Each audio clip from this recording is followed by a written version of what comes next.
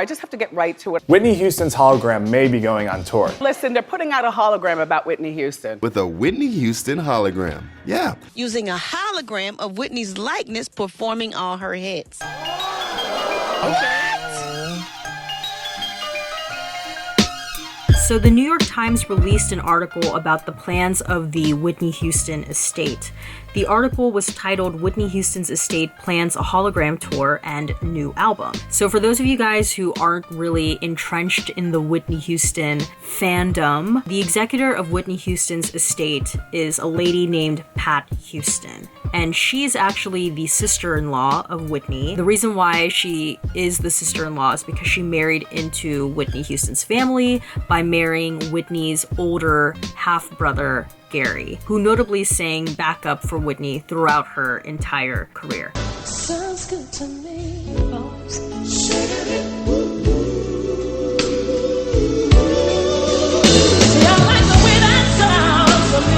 Aside from being the executor of Whitney Houston's estate now and also being her sister-in-law, Pat was also Whitney's manager from the 2000s up until she died. And as an interesting aside, take it or leave it, let's just say the opinions of Pat within the Whitney fan community are very mixed. I will leave it at that. So according to the article, the Whitney Houston estate, they signed a deal with Primary Wave Music Publishing, which is a boutique music and marketing company based in New York, and the goal is to help rebuild Whitney Houston's businesses.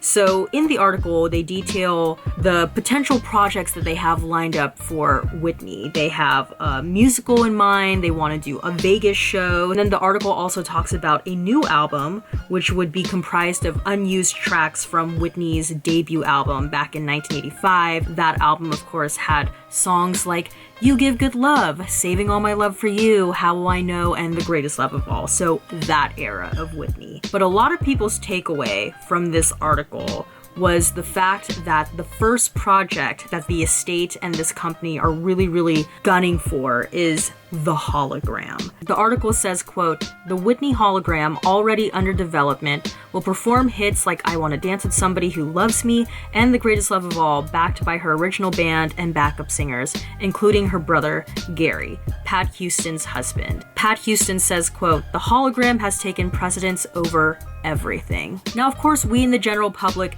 have seen our fair share of hologram performers. We've had Tupac at Coachella back in 2012. We had Michael Jackson at the Billboard Awards in 2014. And again, for those of you guys who don't really follow Whitney Houston too closely, you may not be aware that Whitney Houston has also had her fair share of holograms in the past. Most notably, there was a performance between Christina Aguilera and a Whitney Houston hologram for the Voice finale in 2016 that never aired.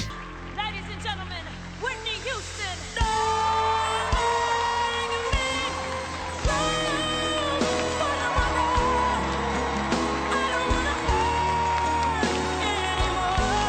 I found an interesting Rolling Stones article back in 2016 that details why the performance got nixed. And according to this Rolling Stones article, Pat Houston says, quote, "After closely viewing the performance, we decided the hologram was not ready to air. We have much respect and appreciation for Christina, and she was absolutely flawless." On the flip side, later in this article, Rolling Stones also quotes a source from Entertainment Weekly, and according to this source, The Voice pulled the performance after deeming the footage didn't meet the show's production standards. NBC declined comment. So in that sense, it's sort of like a he says, she says. They're both pointing the finger at each other as to why this performance never aired on TV. But it was a thing, you guys. And then towards the end of the article, they also note how back in September of 2015, Pat had teamed with Hologram USA to organize a hologram tour. Fast forward now to 2019, and the Whitney Houston estate is now in collaboration with a different hologram company.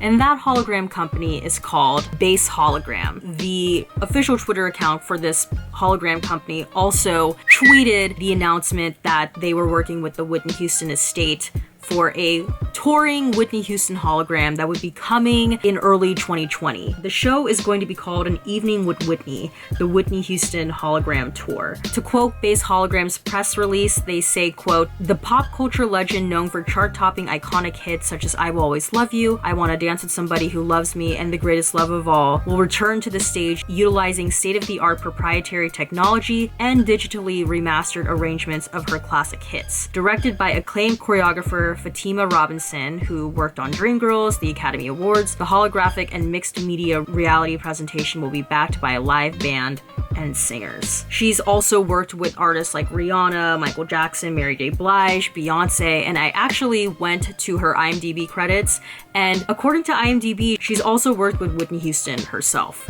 So what are my thoughts on all of this? To put it simply, I feel very conflicted. First off, the idea of hologram performances in general, to me, is a bit creepy, it's a bit morbid, and honestly, it's a little demonic. In fact, I found an interesting Prince quote from an interview that he had done with Guitar World back in 1998, you guys. In the interview, Prince specifically gets asked his thoughts on using technology to help create situations and circumstances where an artist would essentially be able to be brought back to life. The specific question that Prince actually gets asked in this interview is this: with digital editing, it is now possible to create a situation where you could jam with any artist from the past. Would you ever consider doing something like that? And Prince says, certainly not. That's the most demonic thing imaginable. Everything is as it is, and it should be. If I was meant to jam with Duke Ellington, we would have lived in the same age. That whole virtual reality thing, it really is demonic.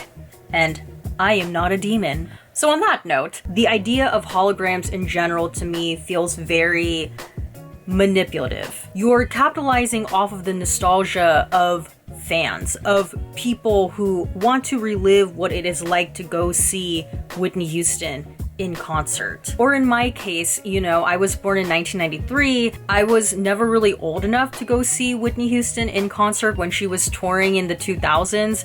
So you're also capitalizing off of a subset of people like myself who never got the chance to go see Whitney Houston in concert. Therefore, going to go see a hologram version of Whitney would be the closest thing we would ever get to experiencing a Whitney Houston concert. The thing that makes concerts special is that it is this rare moment in time when fans of an artist and said artist are together in one place, where the artist is feeding off of the energy of the audience and the audience is feeding off of the energy of the artist, and it's just like creating this special moment in time for both parties.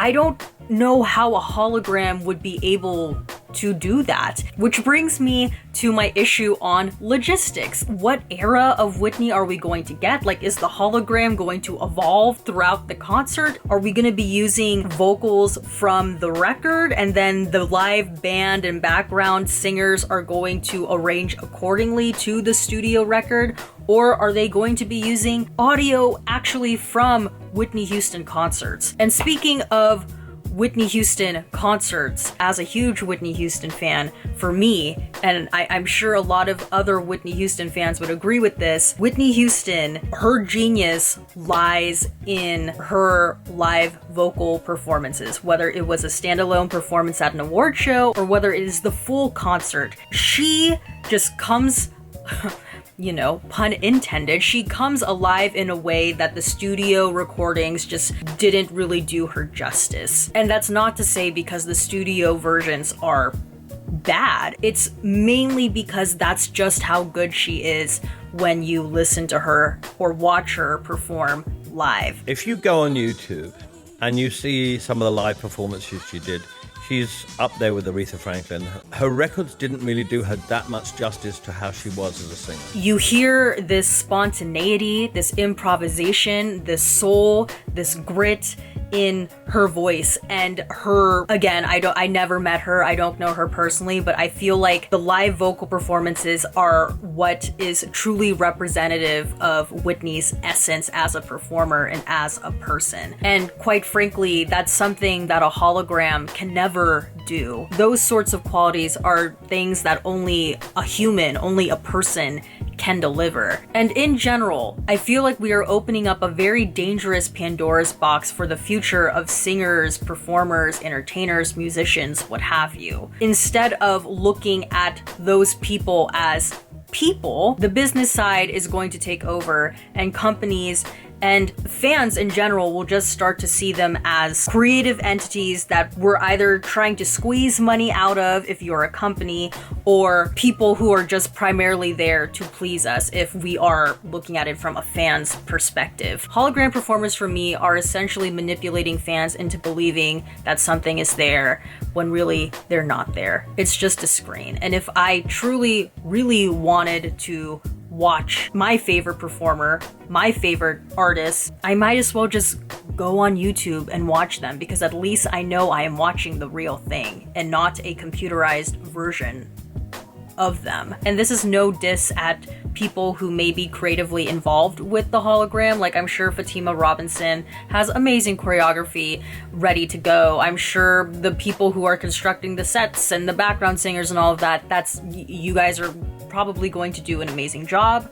But on the moral and ethical basis of creating a hologram in the essence of someone who didn't even want a star on the Walk of Fame in Hollywood because she didn't like the idea of people stepping all over her name. When you take into account that person now being made into a hologram of some sort, it just doesn't feel right. It just feels really weird. There will never be another Aretha. There will never be another Barbara. There won't be another me. There won't be another me. There won't be another me. There won't be another me. You know what I mean? So everybody has to have their own. Hey, what's up you guys? It's Steffi, aka In My Humble Opinion. I hope you guys enjoyed that video. It was definitely a different kind of video for me. I've never really made a video like that before, and for the longest time I've been saying that I've been wanting to do video essays, and I thought that this particular topic would be the perfect way for me to dip my toe in the video essay format. Haha. I literally have been up all night making this, editing this, so I do hope you enjoyed it. If you did, please give this video a thumbs up. Don't forget to hit the subscribe button, and please turn on the notification button down below so you know when a new video from me comes out. And comment down below, of course, your thoughts on the topic. And secondly, especially if you are a returning subscriber, returning viewer of the channel, please do let me know your thoughts on this video, because I want to get better. I want to get better at doing video essays, because I definitely want to implement more of them on the channel, and this was really my first go at it. So yeah, as always, everything I said was just my own personal thoughts and all my humble opinion, and I will see you in the next one. Bye guys!